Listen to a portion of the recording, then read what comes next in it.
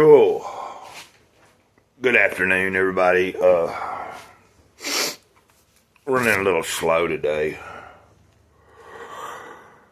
Running a little slow. I've been laying around being lazy. But I'll take it when I can, when I'm able to fall back asleep during the day and then relax and not really worry about nothing, I do it.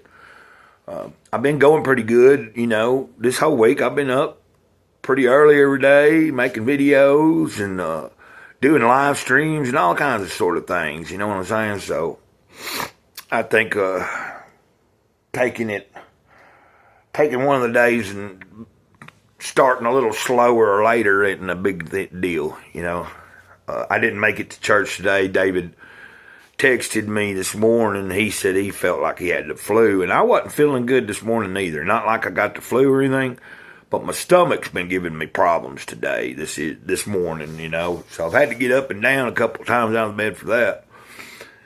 But, let's get all the main things out of the way here. Welcome to the channel. Gray cloudy day here. I am Gray Cloud. Gray Cloud, Sage of the Eternal Moment. Got my Misfits shirt on today with my,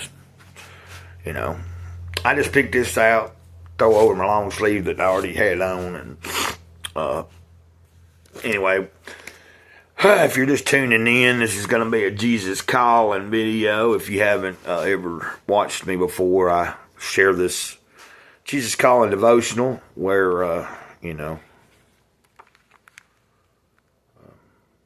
some people don't agree with it for whatever reason, and I'm just saying some people that are Christians don't tend to like it, and that's their prerogative, whatever. I get something out of it, and it was given to me by someone that is a good person and goes to a church and stuff, and I don't think that they are any bad person, if it works for me, I'm going to use it, and it works. And most people that are commenting that do watch this video, or the Jesus Calling videos, are seeming to be liking it. Which is, it's not like it's a lot of people or anything, but it's a handful of people. It's some of the main people that support me all the time and comment a lot and are at the live stream chats and stuff. And that's what counts, It's like if you guys get something out of it, that's what I'm hoping, And let's go with it. Hit that like button. Subscribe if you haven't. Trying to knock all this stuff out of the way, February 2nd. I'm renewing your mind. When your thoughts flow freely, they tend to move toward problems. Your focus gets snagged on a given problem, circling around and round it in attempts to gain mastery. I'm going to repeat that. Your focus gets snagged on a given problem, circling around and round it in attempts to gain mastery. Your energy is drained away from other matters through this negative focus.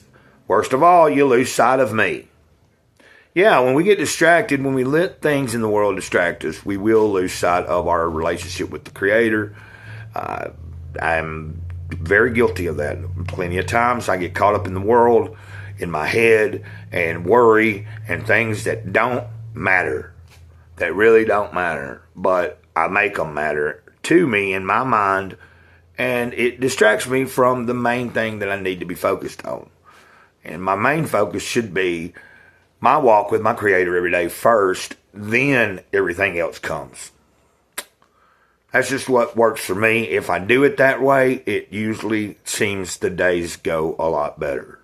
You can choose to do how you want to, but, I know that at some point a little bit ago, I pretty much kind of got, the little pep in my step was put there, and I felt like a nudge from the Spirit said, you can be lazy today, but why don't you go ahead and get this video knocked out? So here we are. Let's finish this reading. A renewed mind is present focused. Train your mind to seek me in every moment, every situation. Sometimes you can find me in your surroundings. A lilting birdsong, a loved one's smile, golden sunlight. At other times you must draw inward to find me. I am always present in your spirit. Seek my face, speak to me, and I will light up your mind. Seek my face, speak to me, and I will light up your mind. Okay, and the scriptures here at the bottom here, reference, Romans 12, verse 2, if you want to look it up. Hebrews 3, verse 1. Then Psalm 105, verse 4. And you know what I think I might do is, I have not done this with you guys. I think I'll take the time here. I might do it today. I might do it. It might be this week. But what I'm going to probably do, and I thought y'all might find this interesting, is what if I was to actually read you the introduction? The introduction. Because when I read over this briefly, I didn't read it when I first got it, because when I first was given this book, I started whatever month I was in, and that's how I started reading it. But since I have went over, and like when I got at the beginning of the year, I looked at the introduction before I started January, and so it's pretty cool, because I think that in her story, that might be where some people have a problem. I don't know why, but in the story,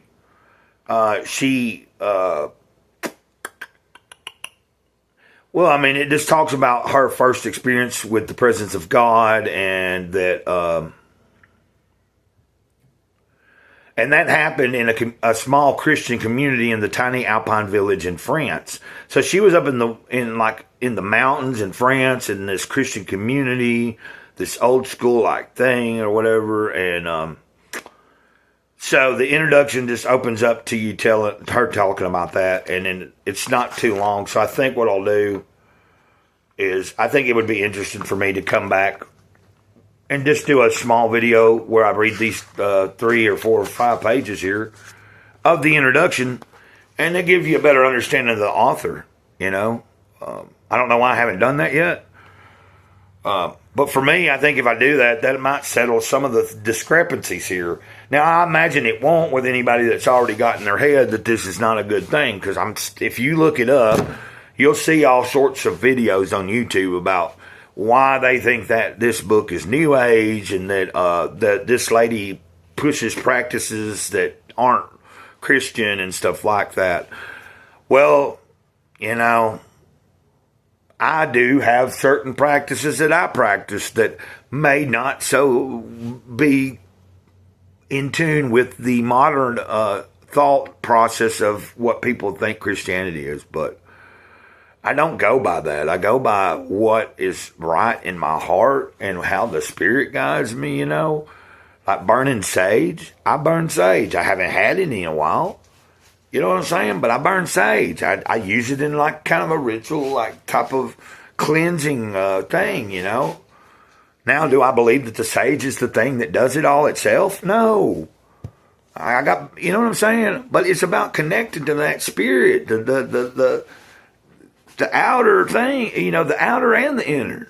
There's an inner and there's an outer, and it's all around us. I don't know if that makes any sense anyway, but, and it's like some people think if you're into crystals and gemstones, that's a hokey pokey boo woo woo thing. That's evil. Well, come on, guys. Even in the Bible, gemstones are mentioned. They're mentioned all over the place in the Bible. Go back and read it. They're mentioned all over the place.